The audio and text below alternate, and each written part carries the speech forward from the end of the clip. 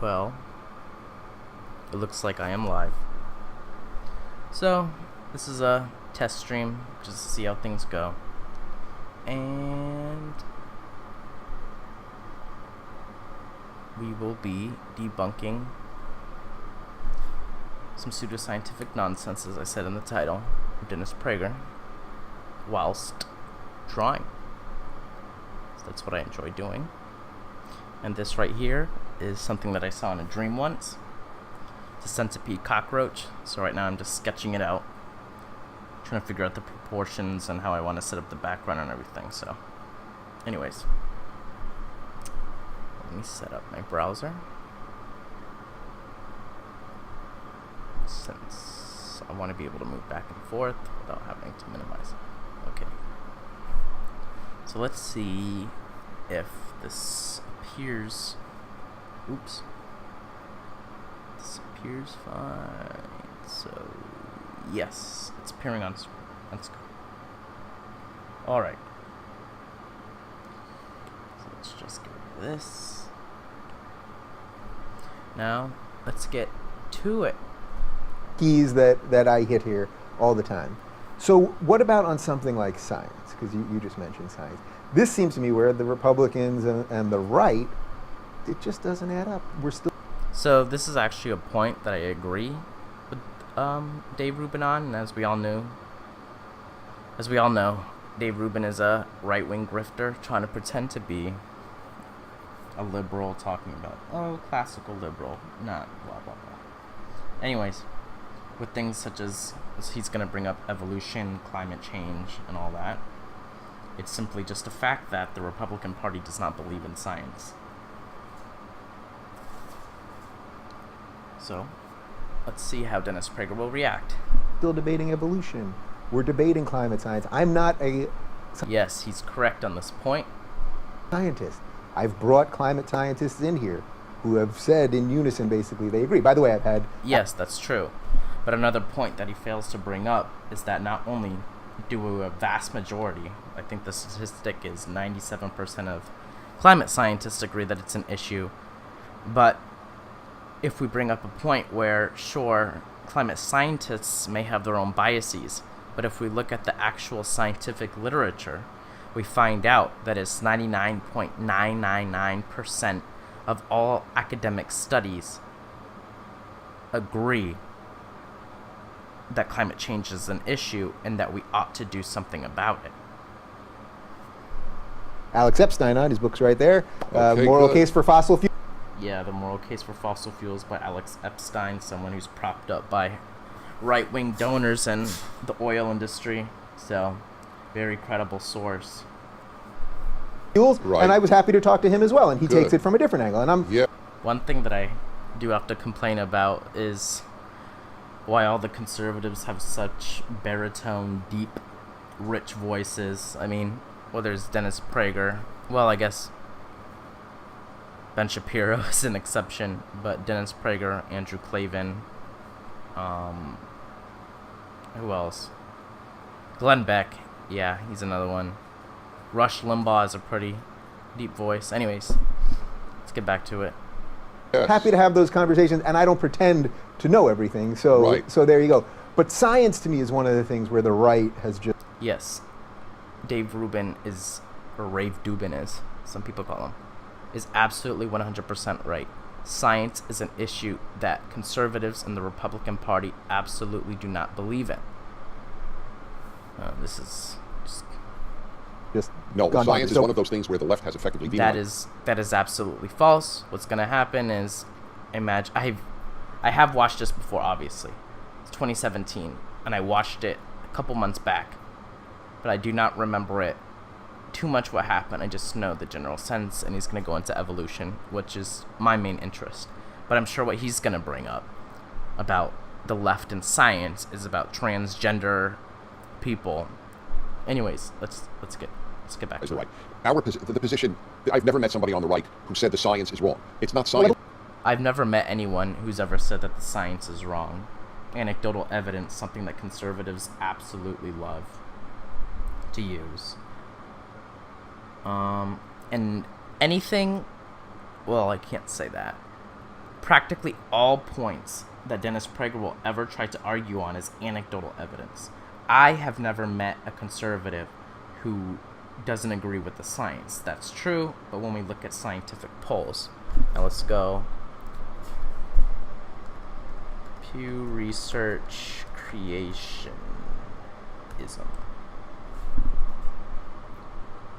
Alright, for Darwin Day, 6 facts about the evolution debate. Let's see. Pew Research and blah blah blah. Alright, US adults.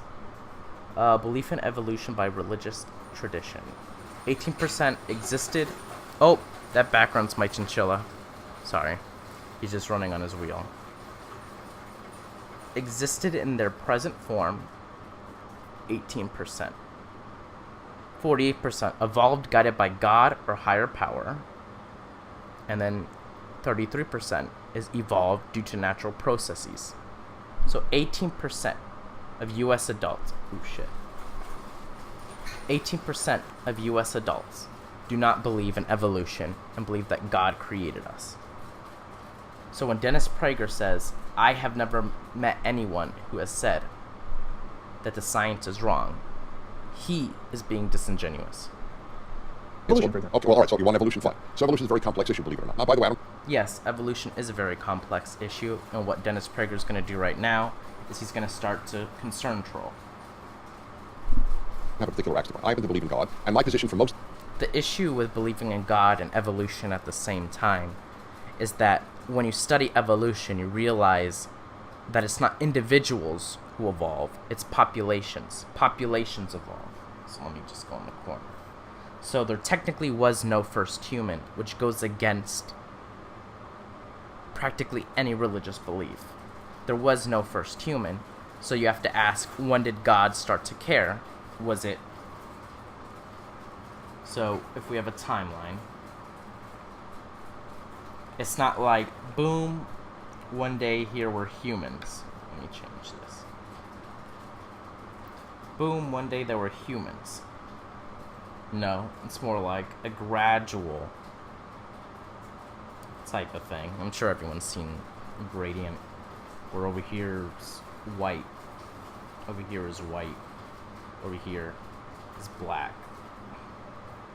and then in between it's, well, this pen doesn't really show it well, but I think mostly everyone gets the point as to what I'm trying to get at. But anyways, there was no first human. So if there were a God, when did he start to care? Because obviously by the religious doctrine, something that Dennis Prager vehemently supports, we understand that there must have been a point when God arbitrarily chose to allow people into heaven, blah, blah, blah. of my life was, okay, God created evolution. I have no issue. So you can concurrently believe yes, in But I must admit that I'd rather have people who say, oh yes, evolution happened and I think God guided it, than 18% of Americans who don't believe in that shit. Who say, oh no, it's God created us, which is just demonstrably false. not my position any longer because I simply know more science. And the science on evolution is not nearly as established as people. So this is what he's going to start concern trolling. So let's see what he does. And this is what a lot of people who are against evolution will start to do. We'll see. People think it is. Because the paleontologists themselves are not so certain that it occurred in anywhere near the way they believe it did. Too quick. The paleontologists, people who study fossils, do not think that it occurred in the way... Alright, let's let him finish. Things on that. One is, of course, it just needs to be stated that evolution has zero explanation, I mean zero, none, for the creation of life. Yes, he is absolutely right, and that's not the purpose of evolution. Evolution's purpose is not meant to describe how life began. It is the process of going from one species to another. That's all evolution is describing. What he's going to bring up, and what most people bring up when they're bashing evolution, is abiogenesis. So an analogy is this. Let's say I want to describe cheese making.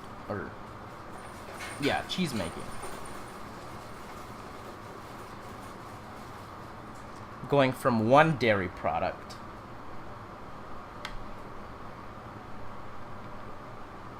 to another.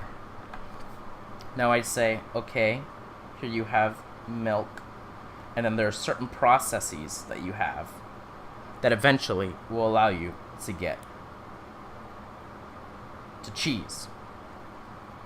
And now I can describe the process of certain enzymes that are used and certain aging, and there are certain bacteria that you need to ferment the milk in order to get to cheese.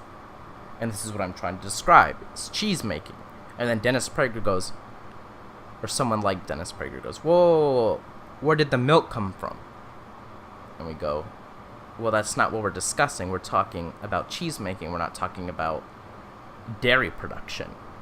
And then he'll focus on, well, cheese making has absolutely no explanation as to where dairy comes from. And it's like, technically that's true, but just because cheese making, the process of cheese making, doesn't describe how dairy began to exist from the cow, doesn't mean that it delegitimizes cheese making. But that's the position that Dennis Prager is holding. There was no evolutionary jump between inorganic and organic. And they acknowledge that. They that's just say true, because he's describing abiogenesis, which came about through chemical evolution. Like, if he would have studied... An evolutionary biologist is not going to study abiogenesis. Well, not necessarily. But abiogenesis is more concerned with chemical evolution, going... and then eventually self-replicating an RNA strand, which would have eventually evolved into the first organism. So... one day they'll find one, but there isn't one. So let's go back. Jump between inorganic and organic. And they acknowledge that. They just say one day they'll find one, but there isn't. Yes, one day we will, most likely, or hopefully, I can't say for certain, but let's say that one day we will find one. He's essentially performing an argument from incredulity?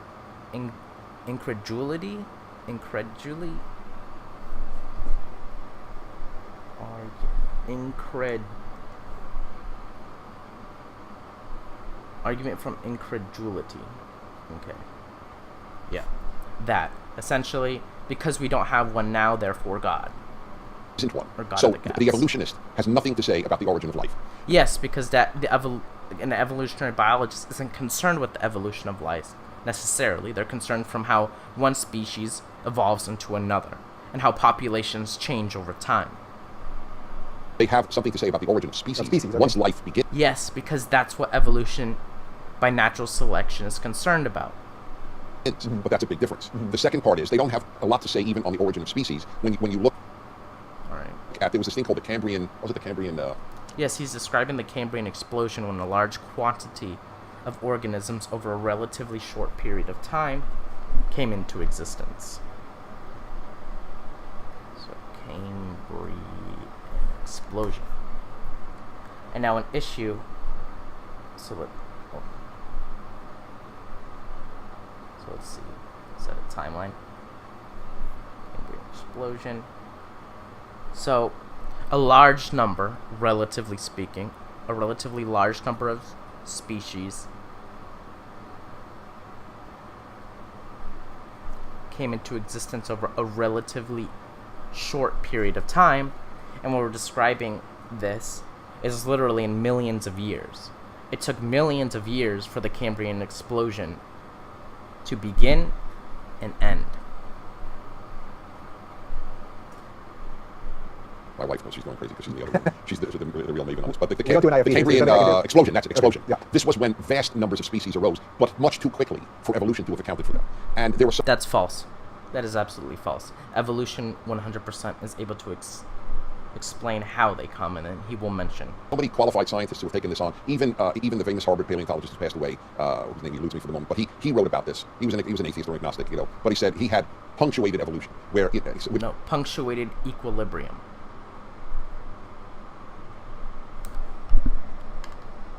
Punctuated equilibrium.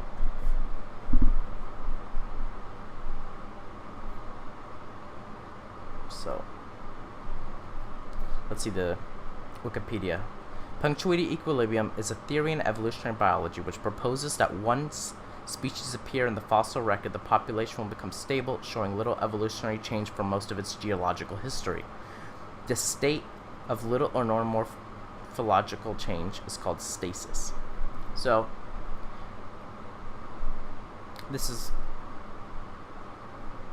so when it's describing fossils, that's why we only see like one type of fossil, because in that time all we're observing are individuals. And as I said before, populations, not individuals, evolve. So an individual can carry adaptations from the population. However, an individual in and of itself cannot evolve. It is the result of evolution, but only populations can evolve, which is important. And now they'll argue about gradualism versus punctuated equilibrium, but technically speaking, that they can both exist at the same time, because as we see here, it occurs over millions of years. And this is why we have organisms, I guess, since this is what I have drawn here is very similar. Like isopods have not changed, or yes, you're like cockroaches, which is sort of half of what I have here. Alligators, water bears, they haven't changed in millions of years because the adaptations that they have suited them over that time. There was no need to change, which is why we see these relatively long periods right here of one species existing, while there's a lot of change in another species. So something like an isopod has the adaptations to not need to evolve for millions of years because its adaptations are relatively fit for the environment in which they inhabit. However, something like a bacteria, if you go down the origin, yes, it has a common ancestor with the isopod, but due to the environmental factors, it had to change over a long period of time. Had to constantly change over that period of time where the isopod's adaptations have suited it. So there was no need for it to evolve. In evolution, they say it's survival of the fittest. Well, that's a bit of a misnomer. Hold on, I gotta drink. Mouth's getting dry.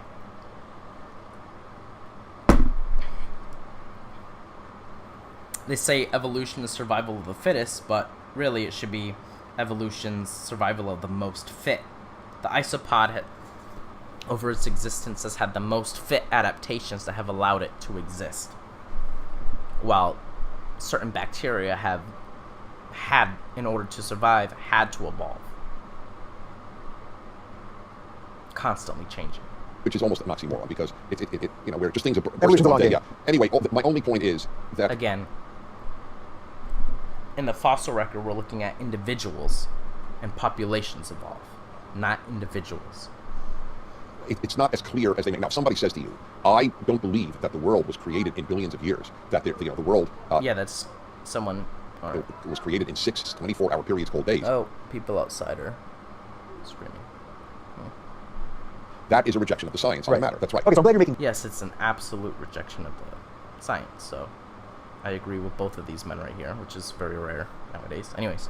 That distinction, because neither one of us are evolutionary biologists, so we can say as much as we know. And by the way, just for the record, just today I had an interview with Jerry Coyne, who's a world-renowned evolutionary biologist, who would, I'm sure, take issue with some of the things you're saying here. Right. But we don't have to bicker over those little things. But usually, when someone looks at the literal 6-day thing and all that... But here, I just want to say, forgive me, I really... let's get it. I don't give a hoot if somebody believes God created the world in 60 24-hour period. I care if they reject vaccines, if they don't give blood transfusions. Mm-hmm. But the issue with vaccines is that we have to constantly keep getting vaccines because viruses are able to evolve. Now, viruses obviously are not living organisms, but that's completely different. Virus evolution is a little complicated, but for, I guess, this discussion, we can consider it as a pseudo-living thing that evolves with has different evolutionary... Well, anyways, it is... this is very complicated. Like my principal investigator of my research lab, one of the topics that we study is virus evolution, so it's extremely complicated. But the reasons why we have to constantly keep getting a new flu vaccine is because viruses are able to evolve, and if you're someone who rejects evolution, then you're most likely, getting vaccines is sort of cognitive dissonance in a way. In other words, I don't care what people believe. Yeah. I care how people behave. It's a very important principle in my life. Mm-hmm. So if you happen to believe that God created the world, which I don't because the science negates it, but if you believe, and I believe that the Bible is divine and all that good stuff, but nevertheless, if you do believe that, it is possible to be a professor of medicine and believe God created the world in 6 days. I know that sounds Yeah, someone like Ben Carson, which is denying evolution in medicine is akin to denying number theory in physics or denying number theory in engineering. It's absolutely asinine and it's fucking stupid. Oxymoronic, but it isn't. Religious belief is religious belief, and scientific belief is scientific belief for many people. I like to reconcile them, but some just say, I'm not reconciling them. This is what it says, I take it, and now I would like to go back to my medical lab. Now, I actually, in a sense, sort of agree with the fundamentalist religious view of things, because when you boil down to it, if you're going to fully commit yourself to one or the other, then they cannot exist.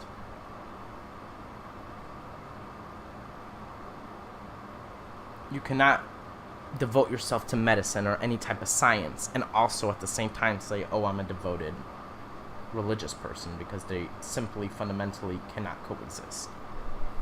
Police to do research. Because one's based on evidence, empiricism, rational discourse, critical thinking, while the other is based in faith. On cancer. Right. So in some way, though, is that reconciliation sort of splitting the difference of what you truly believe? Me, Dennis? Yeah. No, that in a certain way. I believe in science and religion. I don't think that there's a conflict at all. Truth is truth. Yeah. God, there's a Hebrew saying, the signature of God is truth. If something is true, I must believe it, because it's true. I am religiously obligated to believe it if it's true. Right. So if a doctor, let's say you had to have heart surgery or something, and you had two doctors to choose from, and they had the same exact medical background, right. One of them said, I believe in evolution and science and all that stuff, and the other guy said, well, the Earth was created in 6 days. Right, I would flip a coin. So that would have no meaning to you. You really do compartmentalize. Absolutely. Yeah. No, because... Yeah, I absolutely do not trust him or trust anyone who goes against the science. They can compartmentalize, right. Not because I can. Right, I don't you're not compartmentalizing. They can. Because I know, you see, here's the interesting thing.